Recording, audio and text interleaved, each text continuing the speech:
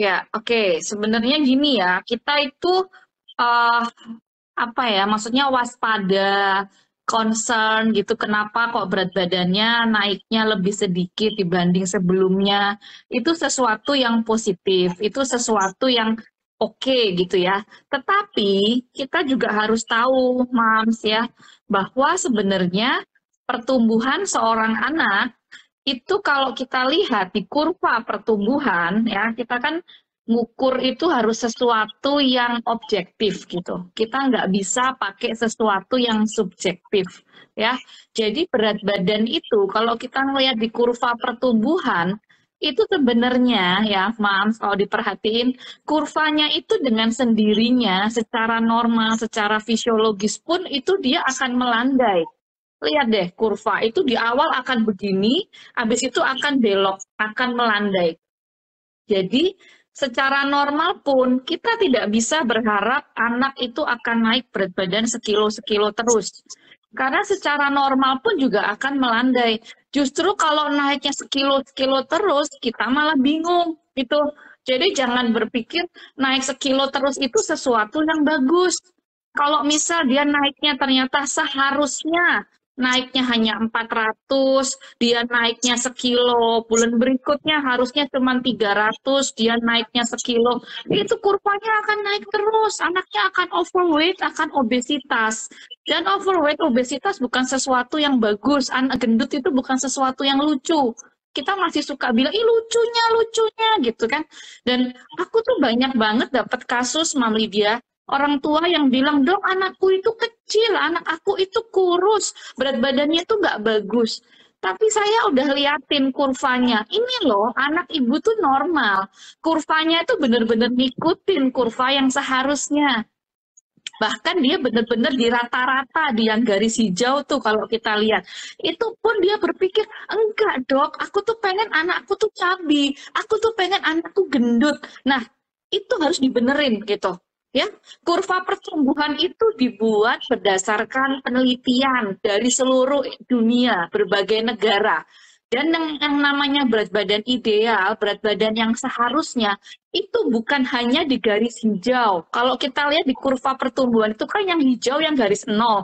Habis itu ada merah, minus 2 dan plus 2. Ya, selama anak kita di range itu, di antara minus 2 dan plus 2, dia itu normal. Ya, tidak semua anak itu di hijau. Hijau itu menggambarkan rata-rata. Ya, tapi seandainya anak kita sedikit di bawah hijau, itu juga normal. Dia masih termasuk normal. Tetapi ya, kita memang harus melihat bagaimana tren pertumbuhannya. Jadi pada saat kita mengukur berat badan, kita nggak bisa bilang hanya dari satu pengukuran. Kita harus melihat trennya seperti apa. Umur sekian, berat sekian. Umur sekian, naiknya sekian. Umur sekian, naik sekian. Nah, itu akan membentuk suatu kurva. Selama kurva pertumbuhannya itu paralel dengan kurva yang seharusnya yang ada di kurva pertumbuhan itu yang menjadi acuan kita, kalau jalannya beriringan begini, itu sesuatu yang normal, ya. Jadi hati-hati. Kadang-kadang kita nggak bisa bilang kok seret naiknya, kok sedikit naiknya, gitu.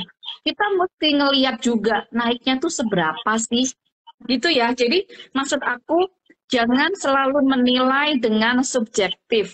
Yang penting adalah plot di kurva pertumbuhan, Mams. Ya, kenaikan berat badan lihat deh, anak umur 8 bulan ke 12 bulan, 4 bulan ya, hanya 1 kilo loh kalau kita ngelihat di kurva itu ya. Jadi perhatikan untuk selalu memantau dan ngeplot di kurva pertumbuhan.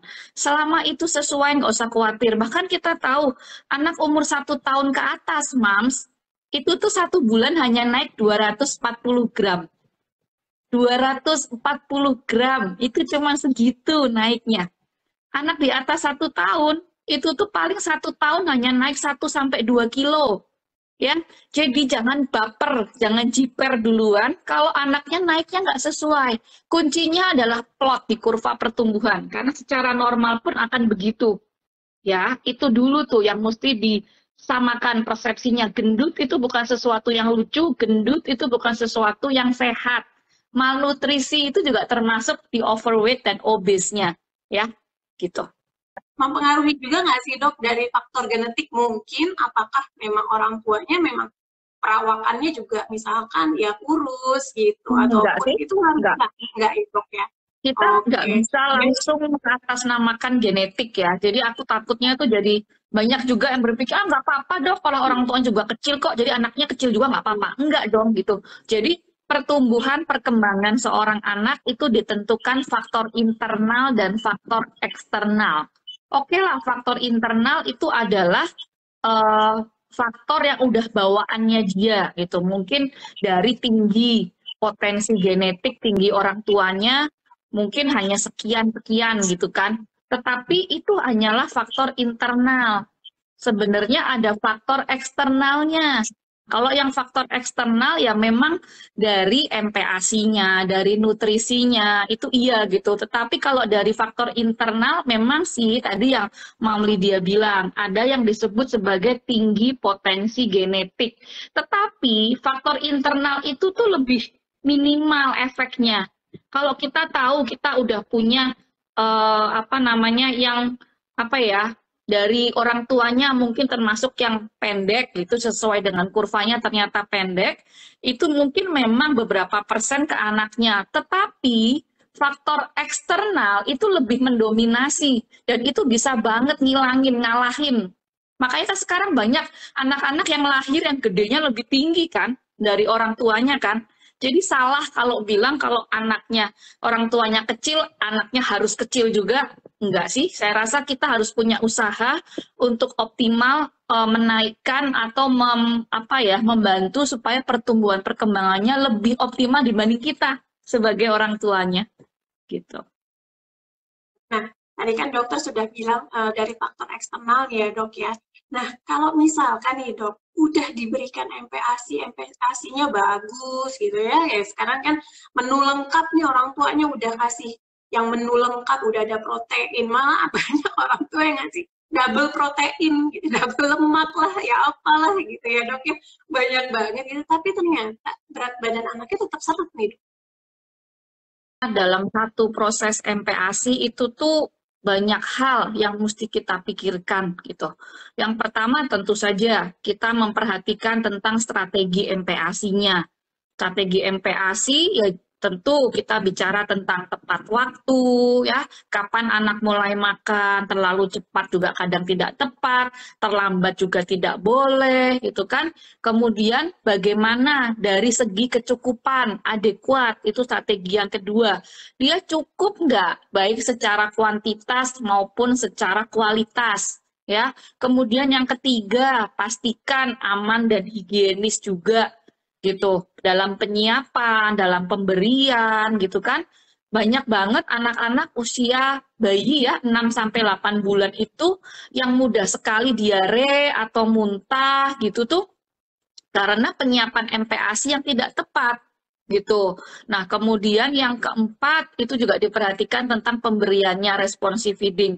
Jadi banyak kejadian uh, orang tuanya merasa sudah memberikan semuanya yang lengkap, yang ini itu gitu ya. Tetapi sebenarnya setelah kita konsul ke dokter anak, kita cari satu-satu gitu ternyata mungkin jumlahnya sih banyak, tetapi isinya mungkin kurang tepat. Mungkin proporsi kalau di kita kan di Indonesia kadang yang lebih banyak nasinya, ya kan? Karbonnya mendominasi, nasinya banyak sekali, padahal sebenarnya dia kurang untuk protein. Atau kita masih takut-takut ngasih lemak.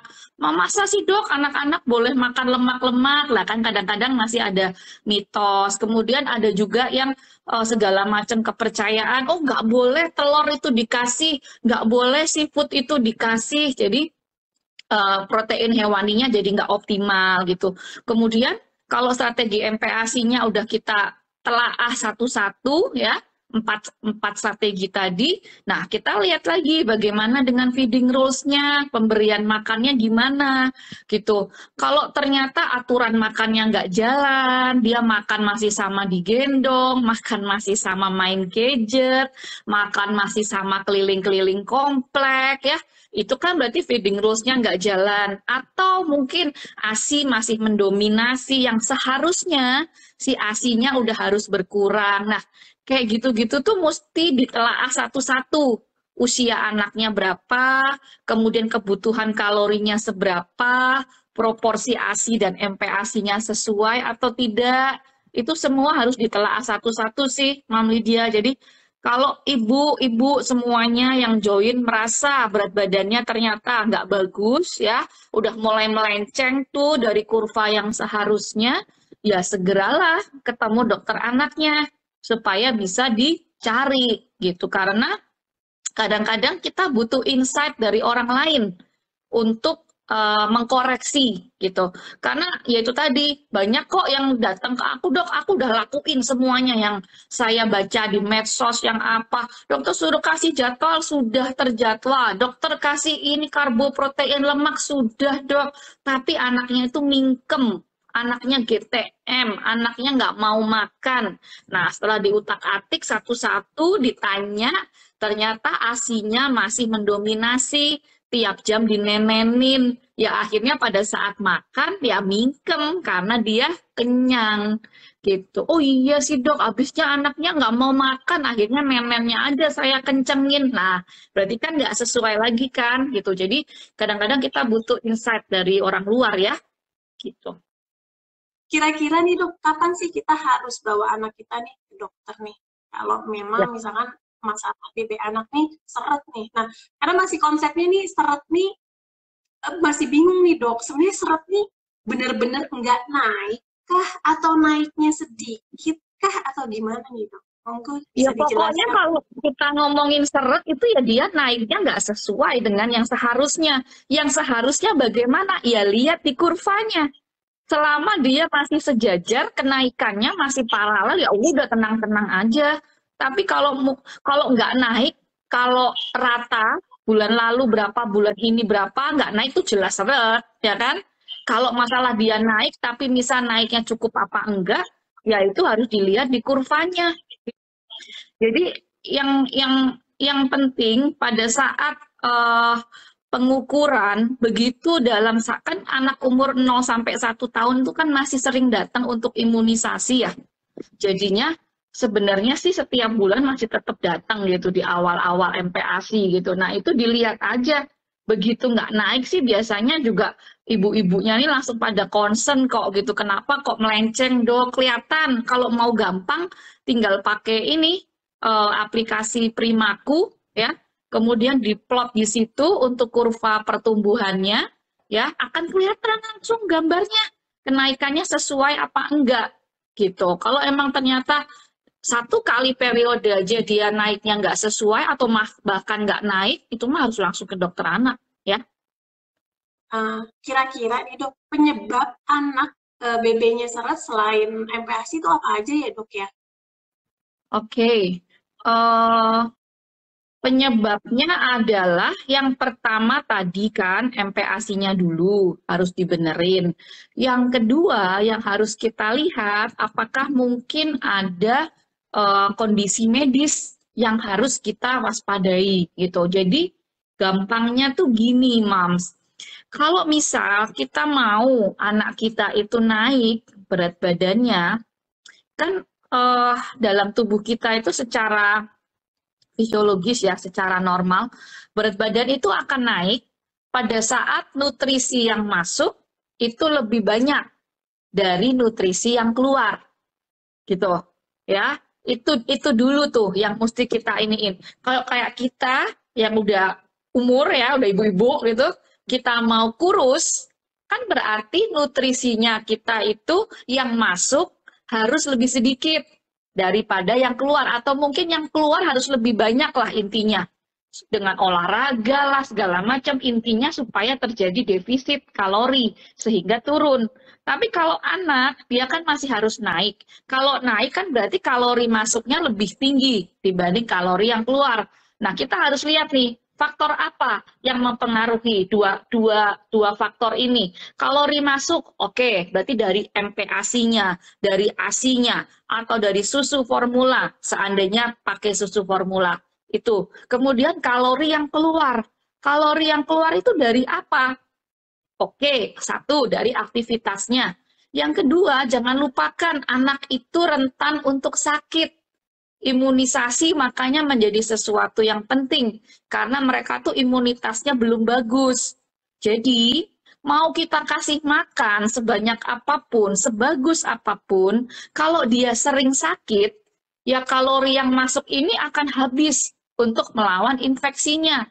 Contohnya yang gampang, baru mau naik, mencret, turunlah itu 0,5 kilo.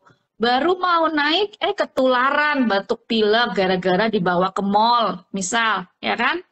Kadang-kadang saya suka riwil gitu kalau ada bayi kecil dibawa ke mall, apalagi umur 3 bulan ke bawah itu, aku bilang ini yang pengen ke mall sebenarnya siapa sih? Ibunya apa bayinya? Karena bayinya butuh apa sih ke mall umur sebulan itu mau ngapain gitu loh.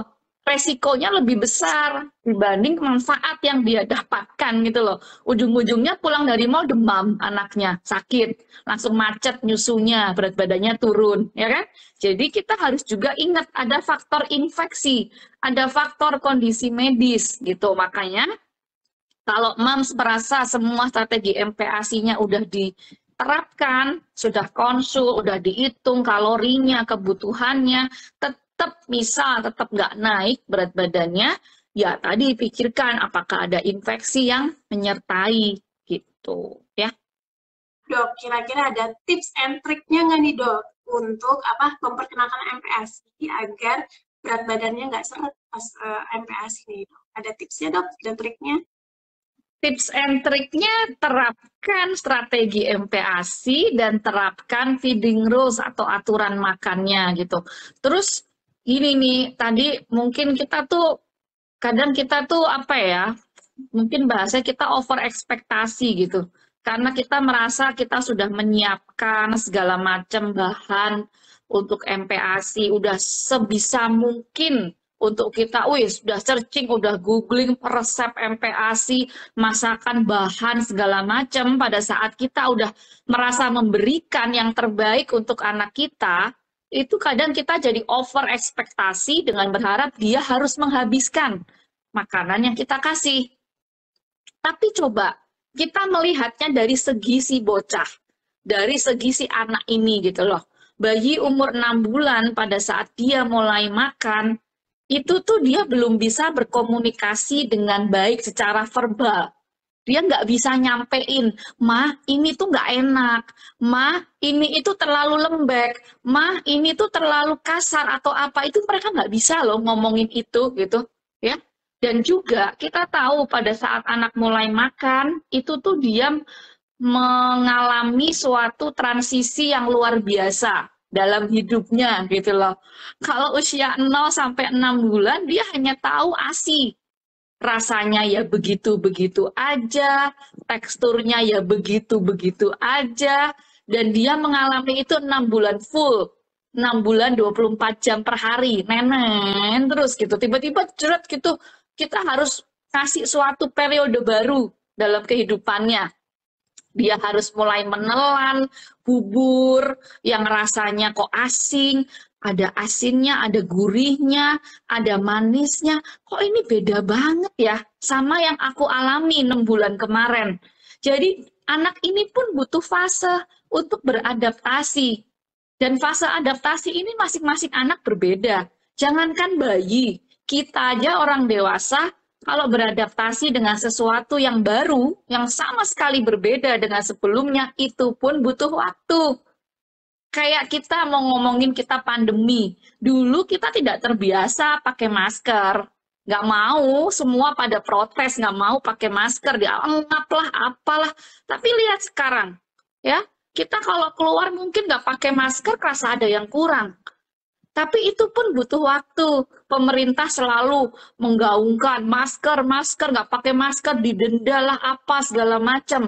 Baru kita mulai manut. Mungkin awalnya kita manutnya karena kepaksa gitu kan. Karena konsistensi aturan gitu. Jadi mau nggak mau harus gitu. Nah, tapi lama-lama kita terbiasa dengan itu. Demikian juga dengan si kecil. Dia juga butuh waktu untuk beradaptasi. dengan rasa yang macem-macem. Tiba-tiba aku tuh makan tuh harus duduk, aku nggak bisa lagi mau minta nenen sama tidur. Makan itu harus duduk, tiba-tiba makannya dibatesin. Kalau ASI itu on demand, suka-suka mau jam berapapun, mau berapa lama pun dikasih. Tapi begitu dia makan, ternyata 30 menit loh harus selesai. Kalau nggak 30 menit aku nggak selesai, diangkat itu makanan sama mama. Ada jadwalnya, aku nggak bisa lagi nenen sewaktu-waktu kayak yang aku mau. Jadi itu perubahan yang sangat besar buat dia. Gitu. Dan kita harus berempati sama itu gitu loh ya. Jadi pahami tidak semua anak MPASI hari pertama langsung buka mulut. Yang mingkem sejak hari pertama itu banyak gitu loh. Jadi pasien itu guru ya sebenarnya buat para dokter ini, karena dari mereka pun saya juga belajar banyak. Oh ternyata loh MPASI itu nggak semuanya langsung buka mulut di hari pertama. Ada yang dia baru enjoy makan itu di bulan ke-8, bulan ke-9, ya. Jadi coba turunkan ekspektasi kita dan kita tidak menuntut makanan itu harus dihabiskan oleh anak. Oke, bagian kita, part kita adalah menyediakan. Part kita adalah mencari variasi. Karena anak ini belum bisa ngomong. Jadi kita yang harus ngutak-ngatik. Dia sukanya, oh yang ada warna merahnya. Kalau ada warna merah dia lebih suka loh. Oh ternyata kalau nasinya dibikin sushi, dia lebih lahap loh. Oh ternyata kalau nasinya dibikin bakwan nasi, dia lebih lahap loh dibanding nasi putih biasa. Oh ternyata kalau bakwan jagung, dia tuh lebih suka pakai ayam dibanding pakai daging. Itu kita yang harus kreatif gitu, karena dia nggak bisa ngomong. Ya kan? Coba dia bisa ngomong, kita lebih gampang, ya kan? Cuma kan kenyataannya nggak gitu. Jadi kita yang harus ngutak-ngatik segala macam gitu loh. Dari tadi, turunkan ekspektasinya, pahami, berempatilah sama mereka. Karena kita sendiri pun nggak gampang menerima perubahan. Demikian juga mereka, gitu. Ya.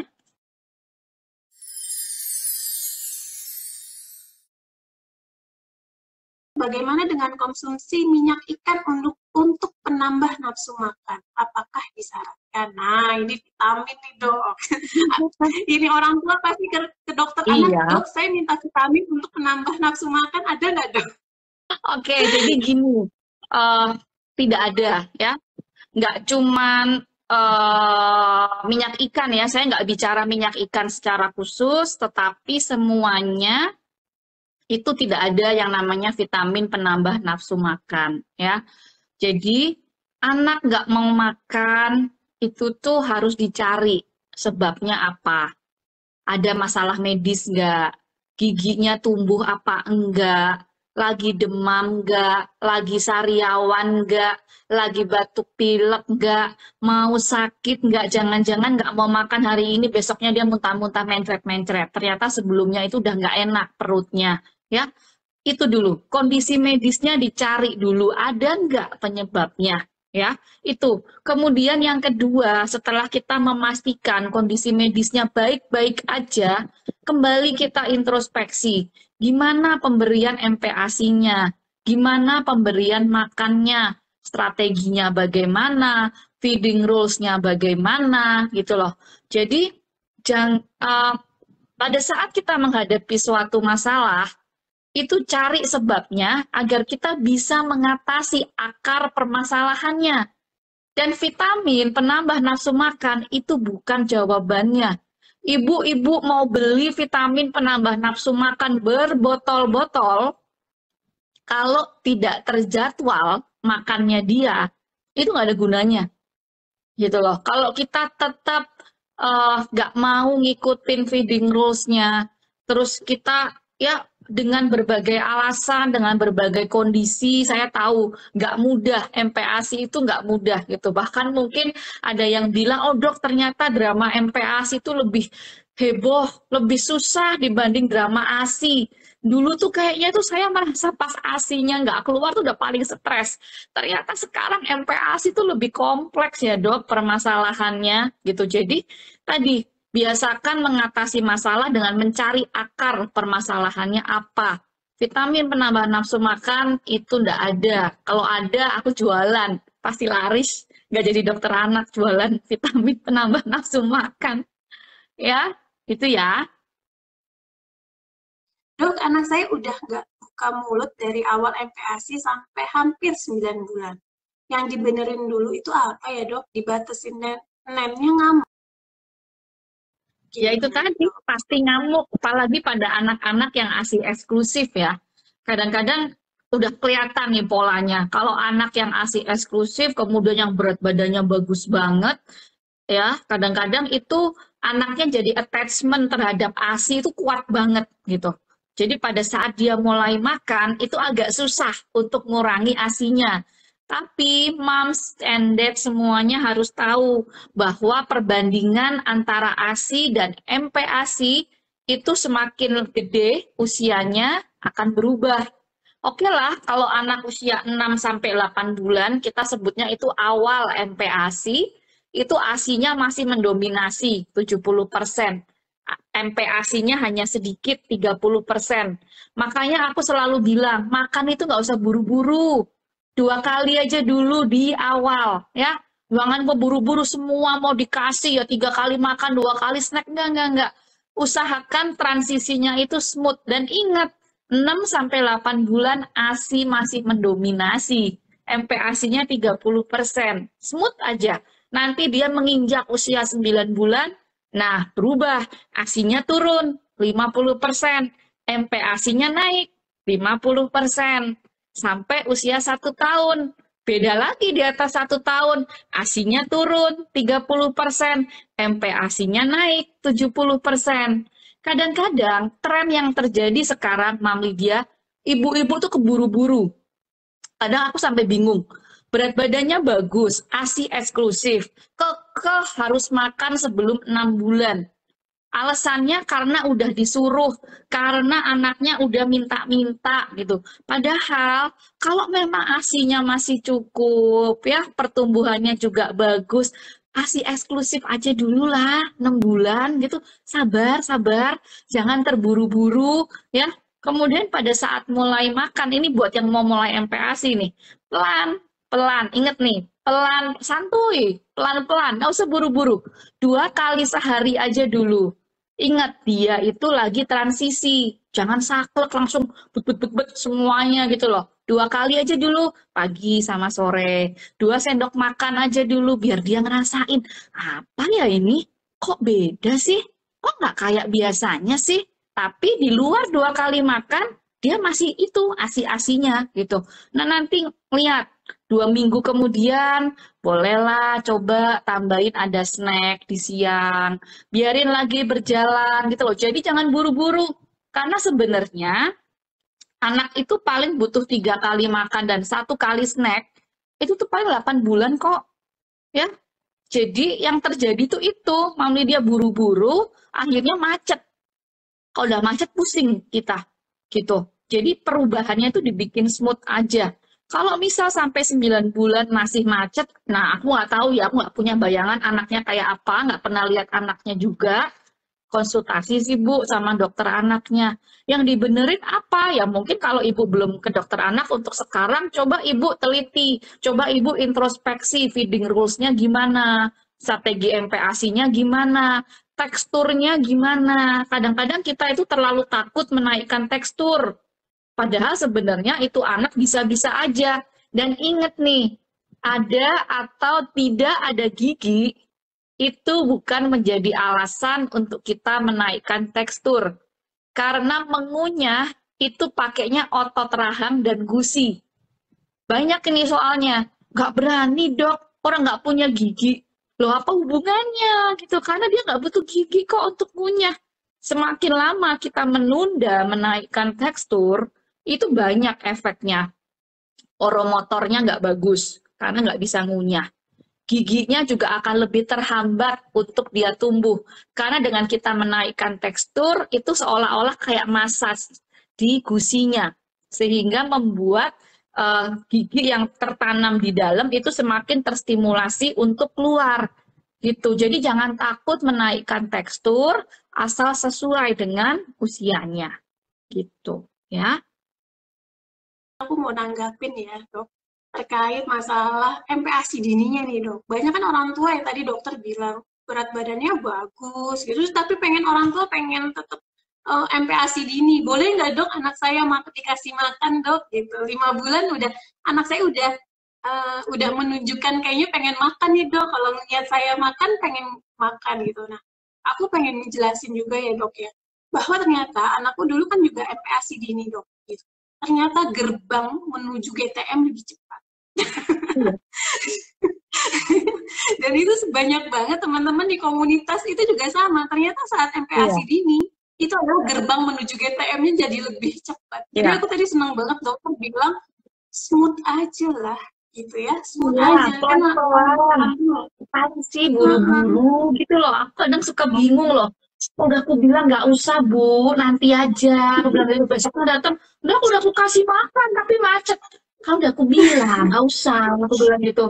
Nanti begitu dia macet ya, itu jadi berantakan. Asinya udah terlanjur berkurang, udah terlanjur nggak mau, makannya juga nggak mau. Akhirnya berat badannya seret, dokter anaknya ikut pusing. Jadi nggak usah nyicil salah gitu loh maksudku secara kasarnya ya, bukan aku berpikir itu masalah MPA, enggak, tapi maksudku udahlah kalau memang dia itu baik-baik aja, asinya banyak, asi itu sangat bagus loh, dia mengandung semua karbo, protein, lemak, antibodi, dan WHO bilang asi saja cukup sampai usia 6 bulan gitu ya. Memang ada beberapa kasus kita memulai MPASI lebih awal, bukan MPASI dini ya, kita harus menyamakan persepsi. MPASI itu bisa dimulai sebenarnya usia 4 sampai 6 bulan.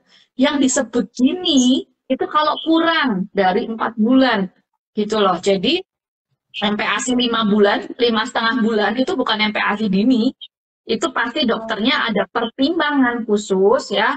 Jadi nih buat para mams, kalau memang terbersit ide untuk memulai sebelum 6 bulan, saran saya ngobrol dulu sama dokter anaknya supaya dikasih tahu sebaiknya gimana, apakah memang perlu gitu loh. Karena itu tadi, NPAS itu tidak semudah yang kita pikirkan.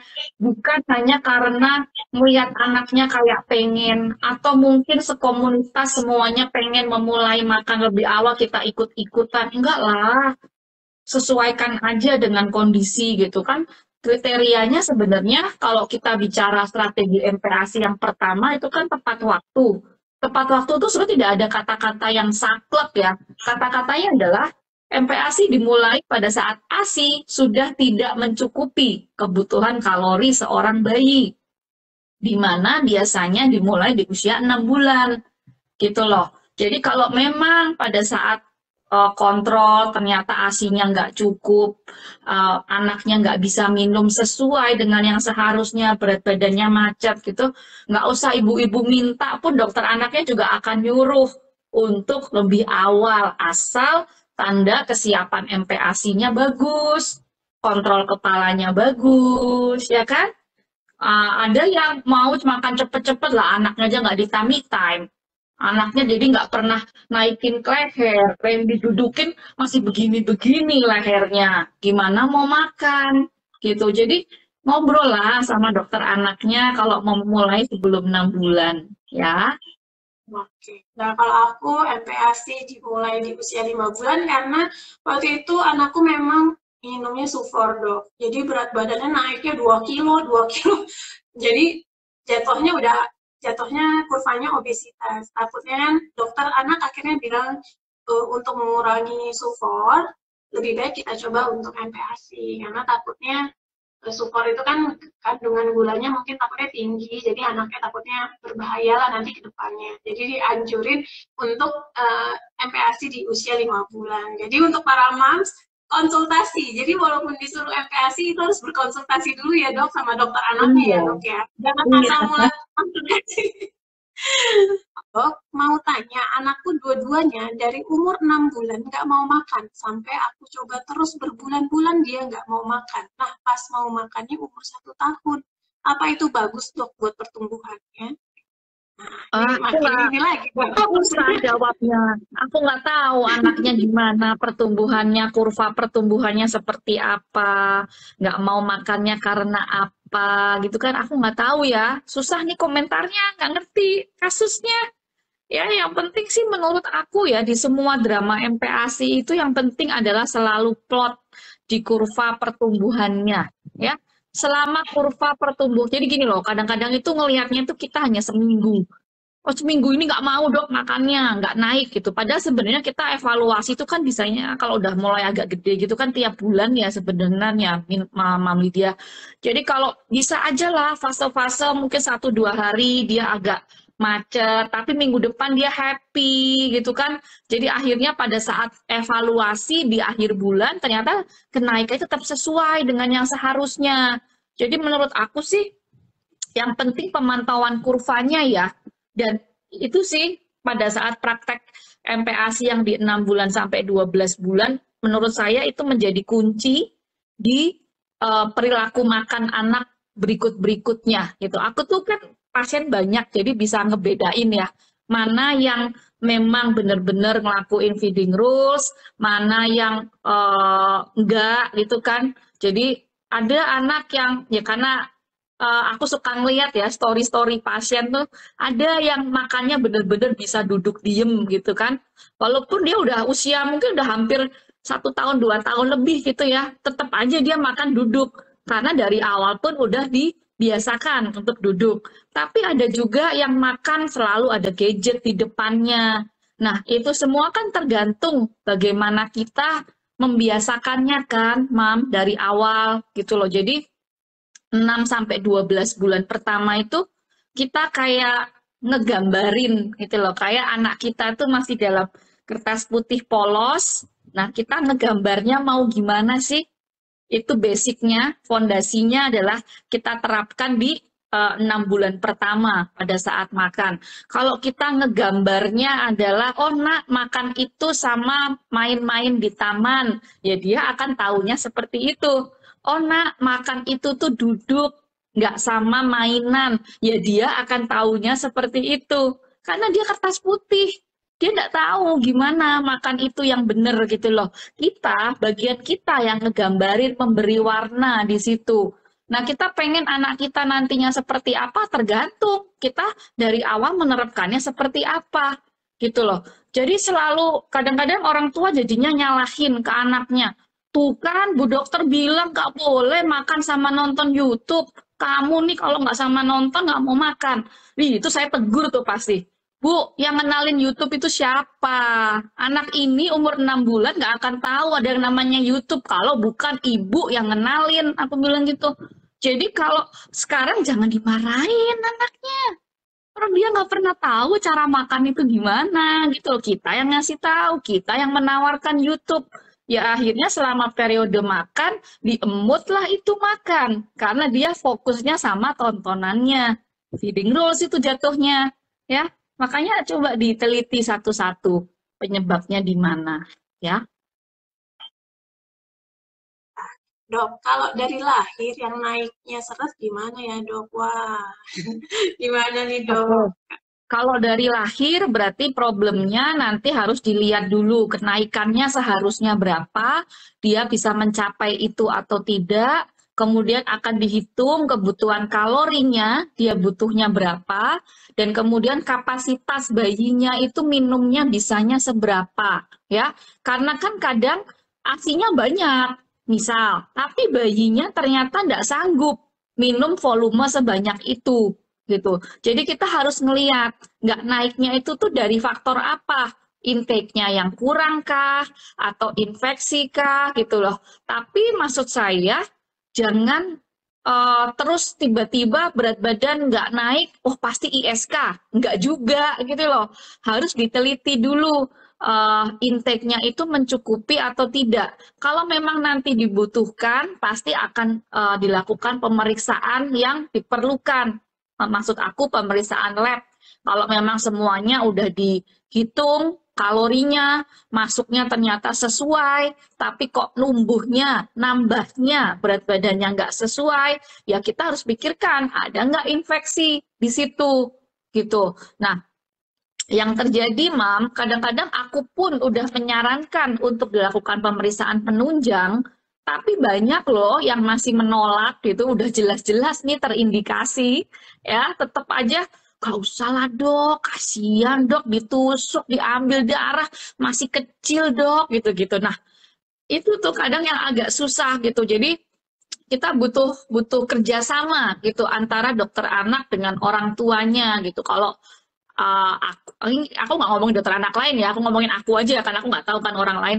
Aku kalau memang biasanya kalau ada yang problem berat badan seret bahkan dari ASI atau MPASI pasti dibenerin dulu intake-nya. Setelah aku merasa ini nggak oke gitu ya, ke intake-nya cukup kok, tapi kok kenaikannya nggak sesuai ya, kayaknya ada sesuatu yang lain deh gitu kan kita nemui kasus kayak gitu kan banyak ya. Jadi kadang-kadang tuh, oh yang ini kayaknya mesti cek lab deh, yang ini mesti begini deh. Nah itu mohon juga kerjasamanya gitu kan dari para orang tua. Kalau memang diperlukan untuk lab, ya kita mesti ambil pemeriksaannya gitu. Dokter mau tanya, kalau awal MPASI kan 70% dari ASI, tapi dari contoh jadwal yang 2 jam sekali, jam nenennya sedikit, terus gimana memenuhinya ya dok? Sedangkan malam anaknya jarang bangun. Sebenarnya gini loh, jangan terpatok dengan 2 jam ya. Aku tahu sih ada aturan 2:32. Sebenarnya 2 itu menggambarkan waktu pengosongan lambung seorang anak. Di mana jamnya itu sebenarnya nggak saklek 2 jam. Oleh karena itu, pada saat anak mulai makan 6 sampai 8 bulan, kita tuh harus sama sama apa ya? Sama mencari jadwal yang tepat buat dia itu kapan dengan jarak berapa lama. Anak ini tuh laparnya tuh setelah berapa jam sih? Itu kan kita harus nyari. Kayak lagi, anaknya nggak bisa ngomong, mah lapar. Nggak bisa dia ngomong gitu, gitu loh. Kita yang harus nyari-nyari. Makanya di awal, makannya itu 2 kali aja dulu. Sama kita nyoba-nyoba. Kadang aku suka bilang gini nih, tergantung. Aku suka tanya, bayinya kalau bangun pagi jam berapa, Bu? Gitu kan. Oh, dia bangunnya jam 6 dok, jam 6 pagi gitu. Oke, ini kita mau mulai makan nih. Coba ya, Bu, begitu dia bangun, coba deh, Ibu nggak nenenin dulu. Langsung dia bangun dulu, kasih dia mungkin ke teras dulu, biar dapat sinar, biar dia bener-bener bangun gitu kan. Terus coba deh, 6:30 mulai makan gitu, 6:30 pagi. Berarti kan selesai jam 7 kan, setengah 30 menit tuh. Nah nanti habis jam 7, kita lihat nih, jam 9 ibu coba kasih susu atau kasih ASI. Dia udah mau belum? Berapa lama dia nenennya? Biasanya dulu kalau sebelum makan dia sekali nenen supaya kenyang dia butuh 20 menit. Misal ya. Ternyata pada saat kita coba jam 9 itu kita kasih nenen, kok dia cuma 10 menit ya? Berarti kan sebenarnya dia mungkin belum terlalu lapar.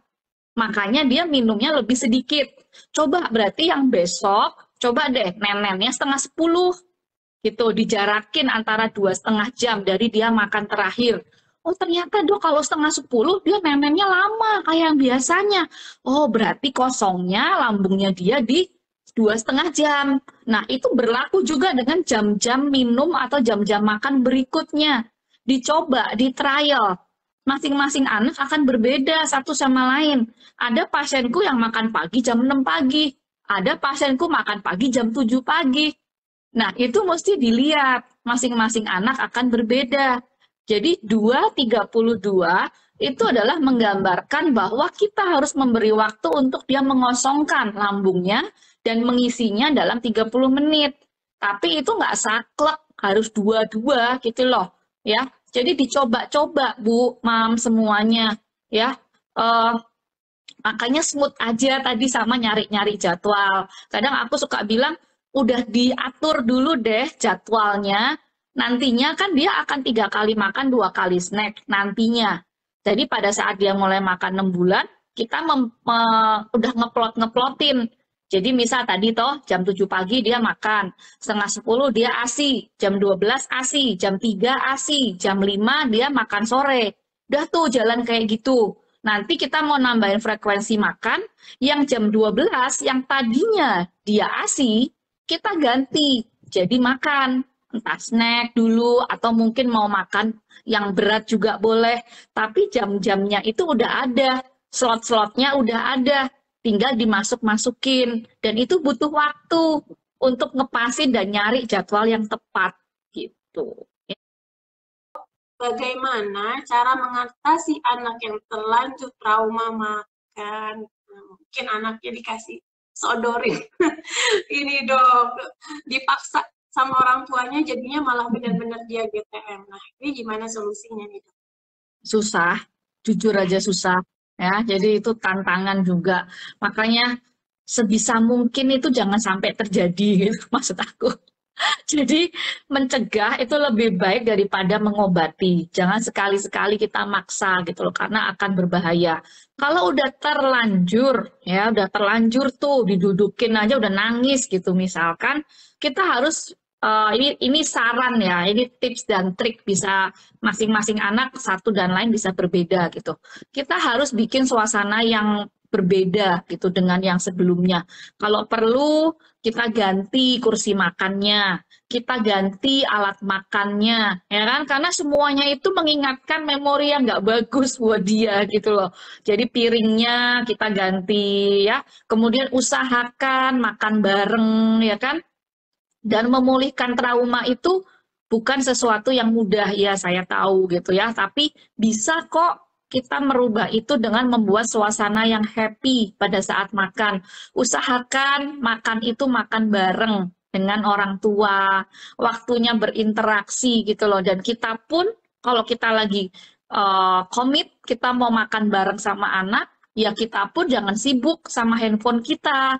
Kita juga harus taruh gadget kita pada saat kita makan. Buat suasana di meja makan itu sesuatu yang menyenangkan, menjadi suatu rutinitas yang ditunggu-tunggu oleh semua anggota keluarga. Gitu loh. Jadi pelan-pelan. Dan juga usahakan menunya dibikin menjadi sesuatu yang tidak monoton. Ya tadi yang aku bilang, karbohidrat itu nggak cuma nasi loh, ya kentang itu karbo, ya kemudian bakmi itu karbo. Jadi jangan sajikan yang itu aja. Kadang-kadang kita perlu menghilangkan nasi itu selama 2 minggu ya, benar-benar dihilangin. Kita ganti dengan sesuatu yang lebih happy, kentang goreng, atau mungkin kroket ya sebagai snack, atau mungkin mashed potato atau pasta ya. Pasta sekarang juga bentuknya macam-macam, dihias-hias, bikin bento yang cantik segala macam dan bikin suasana menyenangkan. Kitanya juga harus pinter-pinter menghidupkan suasana pada saat makan jadi kesannya happy dan tidak dipaksa lagi. 30 menit ya nggak mau makan udah diakhiri, jangan dimarahin ya, apalagi dipaksa dicekokin gitu ya. Untuk moms and dad semuanya yang sedang mengalami fase MPASI yang mungkin tidak semulus yang kita harapkan ya, ketahuilah bahwa moms and dad nggak sendiri. Yang ngalamin kayak gini banyak. Bahkan aku nggak pernah nemui MPASI yang lempeng-lempeng aja, lurus-lurus aja, nggak ada. Semuanya pasti ada fasenya GTM, ada fasenya macet dan segala macam gitu. Jadi stok sabarnya tiap hari di top up, ditambahin, turunkan ekspektasinya, ingat bahwa dia pun juga butuh waktu untuk belajar, dan jangan lupa plot di kurva pertumbuhan. Selama dia kurva pertumbuhannya masih aman, masih paralel dengan kurva yang seharusnya, itu masih aman. Jangan terlalu parno dengan seret, karena kadang-kadang yang kita anggap seret itu masih normal, asal kita ngeplot dengan cara yang benar. Ya, kalau ada masalah, udah mentok, udah stres, udah nggak ngerti, mesti diapain, ngobrol sama dokter anaknya. Ya, gitu ya.